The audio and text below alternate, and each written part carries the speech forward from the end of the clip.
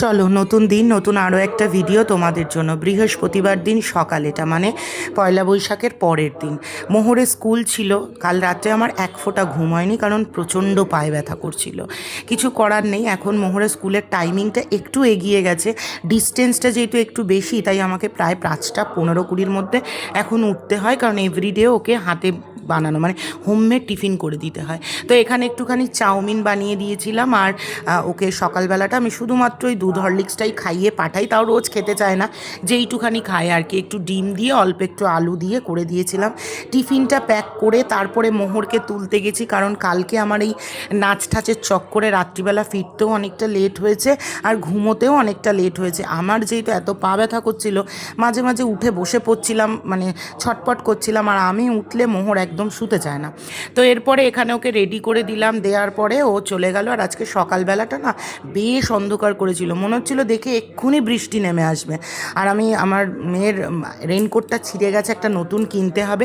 আর যেন গাড়িটাও বার করতে পারছি না, আমাদের কত দিন হয়ে গেল। ওই রাস্তার কাজ হয়েছিল, রাস্তার কাজ হওয়ার পরে কালভার্টগুলো আমাদের তুলেছিল, সেগুলো না ভেঙে গেছে। তো এখন নতুন করে ওগুলো সব ঠিক করতে হবে। যাই হোক, যেহেতু কালকে রাত্রিবেলা 2:30-এর সময় আমি ওষুধ খেয়েছিলাম, পাটা এত ব্যথা করছিল, তারপরে গিয়ে ঘুমটা ঠিকঠাক হয়নি। পরে মেয়ে চলে গেলে আমি 1 ঘন্টা আজকে শুয়ে নিয়েছিলাম। এরপরে 9টা নাগাদ উঠলাম, উঠে তারপরে ঘরের কাজকর্ম করছিলাম। আজকে নীলাদ্রির ছুটি ছিল। প্রথমে ভেবেছিলাম রান্না বান্না করবো না, কিন্তু মায়ের যেহেতু পয়লা বৈশাখের আলাদা করে কোনো ভিডিও করা হয়নি, তাই আজকে ভিডিও আমাকে করতেই হবে। কালকে এসে শাড়ি শুড়িগুলো যেমন পেরেছি তেমন খুলে রেখে দিয়েছিলাম, আজকে এগুলো সমস্ত ঠিকঠাক করে ভাঁজ করছি।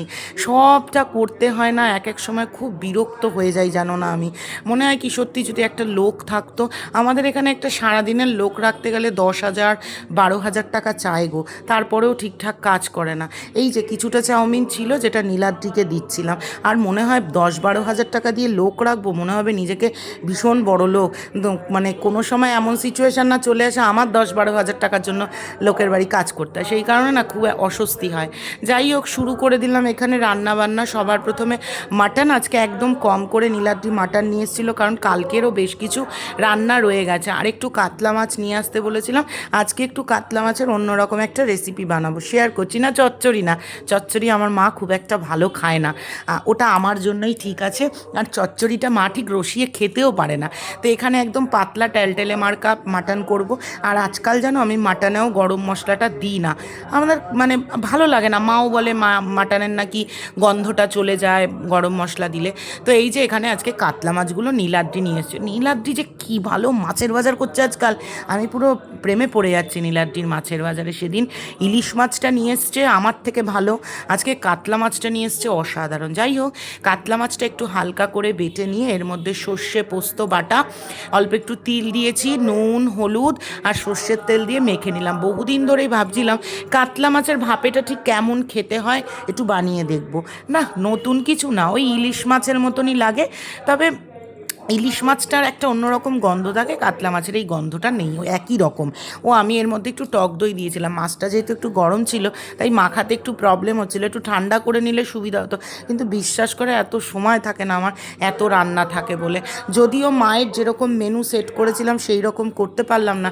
ইচ্ছে ছিল একটু মায়ের জন্য করব কচুর শাক আর পান্তা ভাত, বাট কচুর শাক পাওয়া যাচ্ছে না এখন, ক্রাইসিস চলছে। মোহরকে এখানে ভাত খাওয়াচ্ছিলাম একটু ঘি আর মাছ ভাজা দিয়ে। প্রথমেও মাটন খাবে না খাবে না করছিল, তাই অল্প একটু ঘি মাছ ভাজা দিয়েই খাওয়াচ্ছিলাম। পরে যদিও আবার বলল একটু মাটন খাবে, তাই 1 পিস মতো নিয়েছিলাম। এই হচ্ছে কি আমার মাটনটা দেখতে, একদম টেলটেলে মার্কা ঝোল। আর তার সঙ্গে এই যে মা একটু কলমি শাক ভেজেছে। হ্যাঁ, আমার মা না কলমিটা উচ্চারণ করতে পারে না, কমলি কমলি বলে। আমরা সবাই সব কিছু যদি পেরে যেতাম, তাহলে দুনিয়াটাতে তো বিরাট মানে একটা বিরাট ব্যাপার হয়ে যেত, তাই না? আগেকার দিনের মানুষ সব কথা বলতে পারে না, তা নিয়ে মানুষ এত খিল্লি করে। হ্যাঁ, আমার মা আমাকে নিয়ে কিছু না বললেও আমার মাকে নিয়ে খিল্লি করলে আমার বড্ড গায়ে লাগে। যাই হোক, এই দেখো কি দারুণ দেখতে হয়েছে না ব্যাপারটা, আর খেতে একই রকম হয়। আর এটা নতুন করে রেসিপি কি শেয়ার করবো, তোমরা জানোই সবাই। তবে হ্যাঁ, একটু অন্য রকম টেস্ট লাগলো। তারপরে আমার জন্য এই নীলাদ্রির খাবার বেড়ে দিয়েছিলাম, কারণ কালকে রাত্রিবেলা আমাদের সেইভাবে খাওয়া হয়নি, নীলাদ্রির খিদে পেয়ে গেছিলো, তাই আগে দিয়ে দিলাম। মানে মেয়েকে নীলাদ্রিকে মাকে খাইয়ে আমি তারপর খেতে বসবো। যদিও বৃহস্পতিবারটা আমি নীলাদ্রি একসাথেই খাই, তবে সব সময় সেটা হয়ে ওঠে না। সারাদিন পরে সকাল থেকে কাজ করে এই সময় পেলাম একটু তোমাদের সামনে আসা। বলেছিলাম আজকে আমি আমার ভিডিও করব, কিন্তু আমার শরীরটা এত খারাপ, কালকে ওই লম্ফঝম্পর পরে রাত্রির 2:30 পর্যন্ত ঘুমোতে পারিনি। ব্যথার ওষুধ খেতে চাইছিলাম না, কারণ ওর সঙ্গে আরও 2টো ওষুধ থাকে, সেটা কালকে রাত্রিরে খেলে রাত হয়ে গেছে, শুতে শুতে সকালবেলা উঠতে খুব প্রবলেম হয়। অনেকক্ষণ অপেক্ষা করেছি যে যাতে মানে খেতে না হয়, লাস্টে না পেরে 2:30-এর সময় নীলাদ্রি বলছে খেয়ে নাও, নইলে তুমি শুতে পারবে না। একটু 2:30-এর সময় খেয়ে আবার 5:30টায় উঠে গেছি। তো আজকে মোটামুটি আমার প্রচণ্ড পায়ে ব্যথা করছে, সেই কারণে আমি নিচে না ওইভাবে পা ভাঁজ করে বসে আমি খেতে পারবো না। একা বসলে কি বলো তো, পাটা আমি ছড়িয়ে দিই এরকম করে, সেই কারণে আজকে আমি আর মায়ের সাথে খেতে বসলাম না। তো নীলাদ্রিকে খেতে দিয়ে দিয়েছি, মায়ের ভিডিও করলাম, মায়ের ভিডিওর সাথে সাথে ফেসবুকে শর্টস করতে হয়, সেই কারণে দাঁড়িয়ে থাকি। তো এখন মায়ের খাওয়া মানে মাটনটা দিয়ে মাখা হয়ে গেল, তা আমি এবার এসছি, এখন আমার একটু ভাতটা খাবো। আর মেয়ের মোহরের আবার বিকেলবেলা আজকে একটুখানি হাউস ড্রেস কিনতে যেতে হবে, কিন্তু ওয়েদারের যা অবস্থা আর আমার যা কোমর পা ব্যথা করছে, জানি না কি করব। তো যাই হোক, চলো দুটো খেয়ে নিই। আর নীলাদ্রি সকালবেলা গেছে, ফুল কিচ্ছু পায়নি, ঠাকুরের জায়গাও পরিষ্কার করা হয়নি, সন্ধ্যেবেলা সব পুজো আচ্ছা করতে হবে। তো চলো খাই, প্রচণ্ড খিদে পেয়ে গেছে। হচ্ছে গিয়ে আমার খাবার একটু বেশি করে মাছের মাথা দিয়ে ডাল নিয়েছি, কারণ আমার এটা একটু জুত করে খেতে ভাল লাগে। শাক ভাজা আর একটা মাছ ভাজা, আর এখানে 1 পিস বেগুন ভাজা রয়েছে, তো এই দিয়ে আমার খাওয়া হয়ে যাবে। চলো, বাজে হচ্ছে প্রায় 8:30। আমরা এখন সন্ধেবেলার পুজো দিয়ে উঠলাম, আমরা 3জনেই বসিয়েছি চা খেয়ে যাব হচ্ছে গিয়ে মোহরের হাউসের ড্রেস কিনতে সোদপুরে। চা গরম গো। সারাদিন বাড়িতে বসে থাকার পর সন্ধ্যেবেলা পুজো দিয়ে 8:30টার সময় হলো, 9টা নাগাদ একটু যাচ্ছিলাম আমি, নীলাদ্রি আর মেয়ের হাউস ড্রেসটা কিনতে রেডিমেড সেন্টারে। আর আমাদের এখানে রেডিমেড সেন্টারে যা শাড়ির কালেকশান গো, ঢুকলেই মনে হয় সব কিনে নিই। অনেকে আমাকে বলে যে আমরাও শ্রীনিকেতন দিয়ে শপিং করি, আমরাও রেডিমেড সেন্টার দিয়ে শপিং করি, বেশ ভালো লাগে জানো তো। আর নিজের এলাকায় ভালো একটু এরকম থাকলে বাইরের লোকেরা বললে বেশ ভালোই লাগে শুনতে। যাই হোক, মোহরের হাউস ড্রেস হচ্ছে গিয়ে তোমার অরেঞ্জ কালার, উফ কি কালার। তো তারপর তোমার ওদের আবার ড্রেসের সাথে ম্যাচিং করা শুও রয়েছে, যদিও ড্রেসটা অরেঞ্জ হলেও শুয়ের কালারটা কিন্তু হচ্ছে গিয়ে তোমার ওই স্নিকার টাইপের, বুঝলে, ইয়েলো আর হোয়াইটের মধ্যে। বেশ এখানে একটুখানি দেখে নিচ্ছিলাম ঠিকঠাক করে, কারণ মোহরকে সবাই দেয় হচ্ছে গিয়ে মানে ওর এজ শুনে 28, কিন্তু ওর 26টা বড় হয় 24 হয়ে যায় ওর, মানে ওর এরকম চেহারা। আর এর সঙ্গে ছিল স্কার্ট প্যান্টগুলো এখন যেরকম বেরিয়েছে, এটারও সেম জিনিস হচ্ছে, এটা আমার বাড়িতে গিয়ে একটু খাপাতে হবে। যাই হোক, আমি 2 সেট করে কিনতে চাইলাম, নীলাদ্রি বললো সপ্তাহে 1 দিন তো একটাই নিয়ে নাও। ওর আগের স্কুলে যেমন 2 দিন করে ছিল গেমস, তো আমরা মোহরকে গেমসে ব্যাডমিন্টনে দেবো, কারণ ক্যারাটেটা ও যেহেতু করে। তবে আমি শুনছি অনেকেই বলছে আমাদের এই সেন্ট জেভিয়ার্সটাতে ইয়োগাটা বেশ ভালো, তবে আমি দিতে চাইছি না ইয়োগাটা। তো এখান থেকে তারপরে আমি আর মেয়ে চলে গিয়েছিলাম, অনেক দিন ধরে আমাদের এখানে খুব ভালো একটা নিরামিষের দোকান পাওয়া যায়, নিরামিষ খাবার পাওয়া যায়, সেটা হচ্ছে শিবানী সুইটস। তো এইখানে এসছিলাম বহুদিন বাদে, আজকে একটু পাও ভাজি খাবো বলে। তো চলো আমরা খাবারটা এনজয় করি।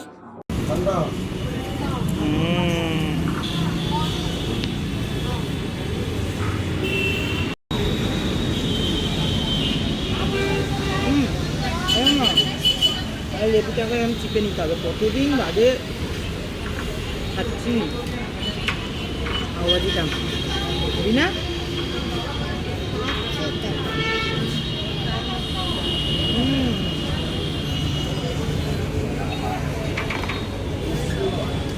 বহুদিন বাদে গরম গরম পাওভাজি খাচ্ছি, তাই না?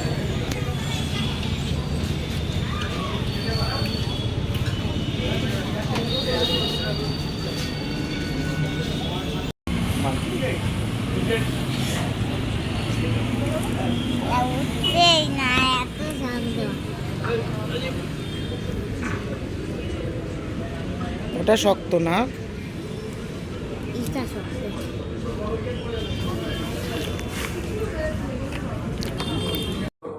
এরপরে নিয়েছিলাম হচ্ছে গিয়ে তোমার একটা পনির চপ। জানো, আমি একটা জিনিস দেখলাম, এখানে অনেক ডিভোটিরাও খেতে এসছেন, তো আমার মনে হলো ভালোই হয়েছে। মঙ্গলবার যদি কখনো একটু এই রকম টাইপের খাওয়ার ক্রেভিং হয়, তাহলে চলে যাব শিবানীতে। তারপরে নিয়েছিলাম হচ্ছে গিয়ে লেডি কেনি, তবে লেডিকেনিটা প্রথমে শুধু শুধুই খাচ্ছিলাম, তারপরে লেডিকেনিটারে আমি একটা ব্যবস্থা করেছিলাম, সেটাও তোমরা দেখে নাও একটু। তুই ভালো খেতে।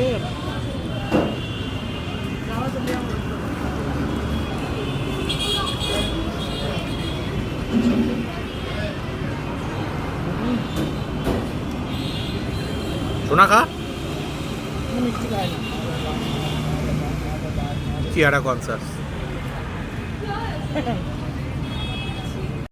মোহর এটা খাবে বলে নিয়েছিল। এটা প্রথমে আমি ভেবেছিলাম গাজরের হালুয়া, পরে দেখলাম উপরে একটা গাজরের হালকা লেয়ার, ভিতরটাতে ফিডনি টাইপের, মানে কেমন বিদ ঘুটে টাইপের টেস্ট, যেটা মোহর খেতে চাইছিল না, নীলাদ্রিও খাবে না। তো আমি কি করলাম, এইটাকে ওই লেডিকেনি দিয়ে একসঙ্গে করে খেলাম। যাই হোক, খেতে খেতে হঠাৎ করে একজন আসলো আমাদের কাছে, এসে বলল যে ওর কাছে বেশ কিছু খেলনা ছিল, ও কিনতে বলছিল, কিন্তু আমি না টাকা নিয়ে যাইনি সেদিনকে। তা আমাকে বলছে যে দিদি কিছু খাওয়াও তাহলে। তা আমি বলছি তুমি কি খাবে, মানে আমার এত খারাপ লাগলো। ও না ইচ্ছে, মানে ওর ইচ্ছে থাকলে ও বলতে পারলো না যে দিদি আমি চিকেন বিরিয়ানি বা মাটন বিরিয়ানি খাবো। ও আমাকে বলছে আমাকে একটা আলু বিরিয়ানি কিনে দেবে। আমি ভাবলাম যে কেউ একজন আমার কাছে খেতে চাইছে। যাই হোক, আমাদের এখানে ওর পাশেই ছিল একটা টাইম পাস বিরিয়ানি, ওখান থেকে ওর জন্য একটা চিকেন বিরিয়ানি কিনলাম, কারণ ও মাটন খাবে না, ওকে জিজ্ঞাসা করেই নিলাম। তো ওকে দিলাম, দিয়ে বাড়ি চলে এলাম, ব্যাস এর একটা দিন পুরো শেষ হয়ে গেল আজকে।